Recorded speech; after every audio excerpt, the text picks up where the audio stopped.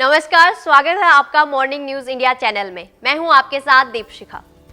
आज हम बात करेंगे 90 के दशक की एक ऐसी एक्ट्रेस की जिसने अपने अभिनय, खूबसूरती और ग्लैमर से करोड़ों दिलों पर राज किया। जी हां, हम बात कर रहे हैं उस अभिनेत्री की जो उस समय सुपरहिट फिल्मों का हिस्सा रही थी। अपने करियर के पीक पर अचानक से ये बॉलीवुड से गायब हो गई। उनके इस फैसले ने हर किसी को हैरान कर दिया था। अब 25 साल बाद एक्ट्रेस ने अपनी चुप्पी तोड़ते हुए उस फैसले की सच्चाई बताई जिसने उनके पूरे करियर को बर्बाद कर दिया था। तो चलिए जानते हैं असल में सच्चाई क्या है। ममता कुलकर्णी का नाम 90 के दशक में बॉलीवुड की सबसे ग्लैमरस और टैलेंटेड एक्ट्रेस में शुमार था। उनकी फिल्में करण अर्जुन, बाजी, आशिक आवारा जैसी बड़ी हिट्स का हिस्सा थी। लेकिन जब उनके करियर का ग्राफ सबसे ऊपर था तभी उन्होंने इंडस्ट्री को अलविदा कह दिया। ममता के अचानक गायब होने से कई अटकलें लगी, लेकिन उन्होंने इस बारे में कभी खुलकर बात नहीं की। अब 25 साल बाद ममता कुलकर्णी ने अपने एक इंटरव्यू में उस रहस्य से पर्दा उठाया है। उन्होंने बताया कि बॉलीवुड से दूरी आध्यात्मिकता की वजह से बनाई।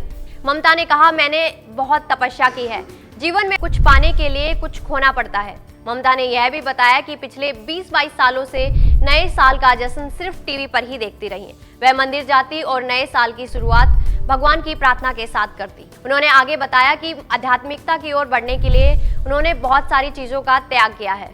जब आप आध्यात्मिकता की राह पर चलते हैं तो आपको अपने जीवन की कई चीज़ें छोड़नी पड़ती हैं। सिद्धि की प्राप्ति के लिए त्याग जरूरी है। ममता ने कहा कि जब मैं बॉलीवुड में थी तब मैं समय की बहुत पाबंद थी और इसी आदत ने उन्हें आध्यात्मिकता में भी मदद की। जब उनसे पूछा गया कि बॉलीवुड में मोहभंग की वजह से उन्होंने इंडस्ट्री छोड़ी तो उन्होंने साफ इनकार कर दिया। ममता ने कहा, ऐसा बिल्कुल नहीं है। मुझे समय से पहले ही सब कुछ मिल गया था।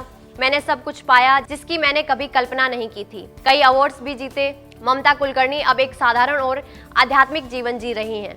उन्होंने कहा कि वह अपने परिवार के साथ समय बिताती हैं और बाकी समय भगवान की भक्ति और तपस्या में बिताती हैं। ममता कुलकर्णी की कहानी हमें यह सिखाती है कि असली खुशी बाहरी चीजों में नहीं बल्कि आत्मा की शांति में है। एक समय की सुपरस्टार आज एक साधारण और आध्यात्मिक जीवन जीकर खुश है। तो दोस्तों, ममता कुलकर्णी की यह कहानी कैसी लगी?